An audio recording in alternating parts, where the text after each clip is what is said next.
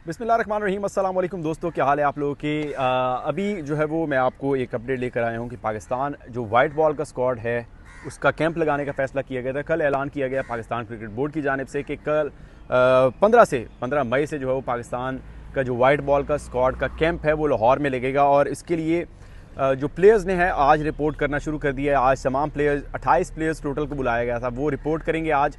और साथ में उसके बाद कल से जो है वो इस कैंप का प्रॉपरली आगाज़ हो जाएगा। 28 टोटल प्लेयर हैं, 28 नाम जो है वो दिए गए थे इस कैंप के लिए, जिसके अंदर बहुत सारे नाम नहीं भी थे, जिसके ऊपर हम ऑलरेडी डिस्कशन कर चुके हैं। जिसमें फ़हीम अशरफ नहीं है, साइम अयूब नहीं है, और साथ में अगर हम बात करें तो मोहम्मद नवाज़, इन तीनों को जो है वो इस कैंप के लिए इनवाइट नहीं किया गया। अब सूरत हाल ये है कि इसके ऊपर भी मैं लेके आया हूँ क्यों उनको ड्रॉप किया गया है, क्या उनकी जो उनका फ्यूचर क्या है, इसके ऊपर भी हम बात करेंगे। लेकिन करंटली अगर हम बात करें तो जो पूल ऑफ प्लेयर्स जहाँ पर बुलाया गया है इन्हीं में से ही जो है वो, और बाकी जो रेड बॉल का स्क्वाड खेल रहा है ऑलरेडी वहाँ पर बांग्लादेश में मौजूद है, वो उनमें से ही कोई ऐसे प्लेयर्स होंगे जो कि हिस्सा बनेंगे पाकिस्तान के वाइट बॉल का स्क्वाड जो है, जो कि ऑस्ट्रेलिया के अगेंस्ट पाकिस्तान ने सीरीज़ खेलनी है उसके लिए। तो उसके लिए अभी यहाँ से ही प्लेयर्स निकाले जाएंगे एक तरह से। अब मैं इस कैंप के बारे में आपको थोड़ी इन्फॉर्मेशन देता चलूँ जो कि मुझे सोर्स की जानिब से पता चला है कि ये कैंप ऑस्ट्रेलिया के सीरीज़ के लिए सिर्फ कैंप नहीं लगाया गया जी।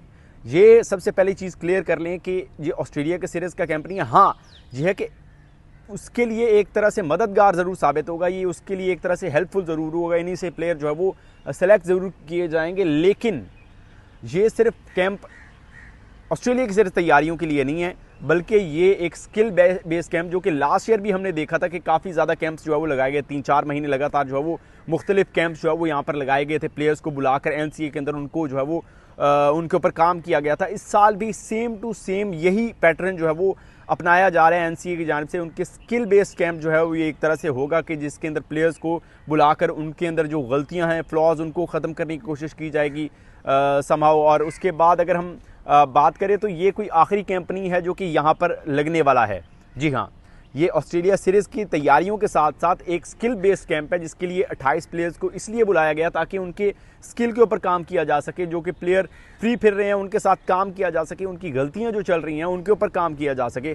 तो ये स्किल बेस्ड कैंप है, नॉट सिर्फ ऑस्ट्रेलिया के लिए एक तरह से है। ऑस्ट्रेलिया की तैयारियां भी ऑब्वियसली ये कैंप से इसी से ही हो जाएंगी, और कोई इतना ज़्यादा नहीं हम कह सकते कि ये उसकी तैयारियों के लिए भी नहीं है। तैयारियां भी कर सकेंगे, बल्कि साथ में स्किल बेस्ड कैंप है। और साथ में अब अपडेट, जो मेन अपडेट है मैं आपको देना चाह रहा हूँ, फ़हीम अशरफ, मोहम्मद नवाज़ और साथ में साइम अयूब, ये तीनों पाकिस्तान के स्क्वाड का ऑस्ट्रेलिया का हिस्सा होंगे ये नहीं होंगे। अभी तक कोई इनको एक तरह से ड्रॉप किया गया है, एक दफ़ा परफॉर्मेंस बेस के ऊपर इनको बाहर किया गया। अब कुछ लोग जो है इस चीज़ के ऊपर भी बहस कर रहे हैं कि भाई साइम अयूब को तो होना चाहिए था। साइम अयूब तो जो है वो वनडे के अंदर बड़ा अच्छा परफॉर्म कर रहे थे, लेकिन T20 के अंदर परफॉर्म नहीं कर रहे थे। लेकिन ओवरऑल अगर हम उनकी परफॉर्मेंसेस देखें, ठीक है उन्होंने परफॉर्मेंस दी। आखिरी वनडे हमने कब खेला है, मेरे ख्याल से हमने नवंबर में खेला था। नवंबर के बाद हम कोई वनडे सीरीज़ नहीं खेले, तो उसके अंदर भी एक गैप है। लगातार साइम अगर हो रहे हैं आउट ऑफ फॉर्म, तो उनको भी यहाँ से बाहर करके किसी और को मौका देना कोई इतनी बुरी चीज़ नहीं है।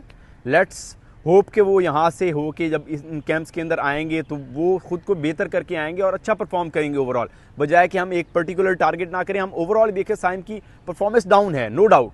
लगातार जितने उनको मौके मिल चुके हैं उनकी वो परफॉर्मेंस नहीं हमें दिखाई दी। इवन PSL के अंदर एक फाइनल को छोड़कर बाकी सब मैचेस के अंदर जितने भी मैच हुए हैं हम खेले उन्होंने, किसी में परफॉर्मेंस नहीं थी। तो टोटल अगर अब ये हम देखें कि मिसाल के तौर पे साइम को या फ़हीम अशरफ को या फिर मोहम्मद नवाज़ को अभी नहीं बुलाया गया, तो कोई बड़ा प्रॉब्लम नहीं है। ठीक है, वो ऑस्ट्रेलिया सीरीज़ का शायद हिस्सा ना बने, वो इस कैंप का हिस्सा नहीं है, लेकिन इन फ्यूचर अभी अगले माह ही शायद ईद के बाद जो है वो, या ईद से पहले देखते हैं, लेट्स सी, एक और कैंप अनाउंस होगा जो कि रावलपिंडी में लगेगा। उसके अंदर साइम अयूब को बुलाया जाएगा, उसके अंदर साइम अयूब को जो है वो बुलाकर उनके ऊपर भी काम किया जाएगा। इस तरह से नहीं है कि उनको बिल्कुल साइड लाइन कर दिया गया है। तो इस चीज़ को माइंड से निकाल दें कि साइम अयूब या फ़हीम अशरफ या फिर मोहम्मद नवाज़ अब फ्यूचर के पाकिस्तान का हिस्सा नहीं है। लेकिन ये है कि इतना ज़रूर है कि पाकिस्तान का जो अभी करंटली स्क्वाड चल रहा है, जो कैंप चल रहा है, उसके अंदर ये हिस्सा नहीं है। लेकिन जो फ्यूचर अगले ये 6 दिनों 21 तक ये लगना है, उसके बाद दोबारा से जो है वो कैंप रावलपिंडी में लगेगा। तो उसके अंदर ये बाकी जो प्लेयर्स रह गए हैं वो हमें दिखाई देंगे कुछ इस तरह से जिस तरह हम लास्ट ईयर देखा था। तो कोई परेशानी की बात नहीं है, ये दोबारा से प्लेयर्स साइम अयूब हों, ये दोबारा से इनके ऊपर वर्किंग की जाएगी और नज़र आएंगे। तो इस तरह से अभी ये प्लेयर्स की आमद का सिलसिला जारी है। यहाँ पर इन्होंने रिपोर्ट करना है और उसके बाद कल से जो है प्रॉपरली स्किल बेस्ड कैंप के ऊपर जो वो आगाज़ हो जाएगा। उसके ऊपर भी इंशाल्लाह आपको अपडेट देंगे कि क्या तमाम तर चीज़ें जहाँ पर चल रही हैं। तब तक के लिए मुझे इजाज़त दें। और जो आपकी इस हवाले से क्या राय है, जो कि मैंने भी आपको खबर दी है कि इनको रेस्ट करवाया गया, बाहर किया गया एक दफ़ा, और अगले स्किल बेस्ड कैंप के अंदर जो वो इनको भी इन्वाइट किया जाएगा। तो वीडियो को लाइक करें, चैनल को सब्सक्राइब करें, मुझे इजाज़त दें। तब तक के लिए अल्लाह हाफ़िज़।